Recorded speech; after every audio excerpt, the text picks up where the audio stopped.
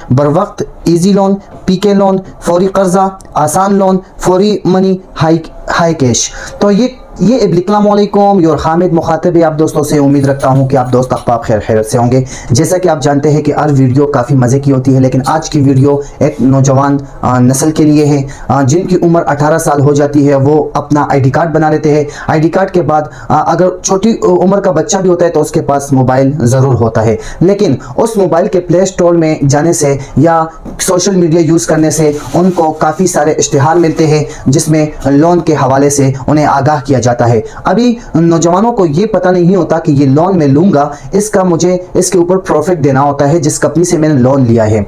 अभी मैं कुछ लोन के हवाले से कंपनियों के बारे में आपको बताना चाहूँ कि हमारे पास जो मेन टॉप पे चल रही है बर वक्त इजी लोन, पीके लोन, फौरी कर्जा, आसान लोन, फौरी मनी, हाई कैश। तो ये एप्लीकेशन अगर आप इससे लोन अप्लाई करने का सोचते हो तो वो आपसे जिन चीज़ों का डिमांड करते हैं, सबसे पहले वो आपके ID card front side second side मांगेंगे, ठीक है। दूसरी बात, आपकी एक सेल्फी, जैसे आप मोबाइल ऐसे पकड़ोगे अपनी सेल्फी उनको दोगे, सेल्फी चली गई, बायोडाटा आपका उनके पास चला गया तो आपको वो लोन दे देंगे। लोन जब दिया, लोन के बाद फिर अगर 1 महीने के लिए आपने लोन उधार लिया है तो उसके ऊपर आपने कम से कम 10,000 रुपये एक्स्ट्रा देने होंगे।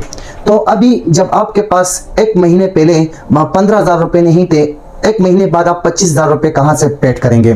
तो इसी वजह से आपने एक एप्लीकेशन से लोन लिया, अभी आप दूसरे एप्लीकेशन से लोन लेंगे। उसकी वजह ये होगी कि जो पहला लोन आप लोगों ने लिया था वो लोग आपको खाले करेंगे, धमकियां देंगे, आप लोगों को बहुत तंग करेंगे। उस मजबूरी की वजह से आप लोग दूसरे एप्लीकेशन से लोन लेंगे। दूसरी एप्लीकेशन जब आपको लोन देगा वो भी आपको इसी तरह ही जो चीज़ें आपने पहले एप्लीकेशन में डाली थी कि आप ये चीज़ें हमें दे दो, आईडी कार्ड दे दो, पिक्चर दे दो, सेल्फी दे दो, तो उसी तरह दूसरा एप्लीकेशन भी आपसे यही चीज़ें मांगेगा।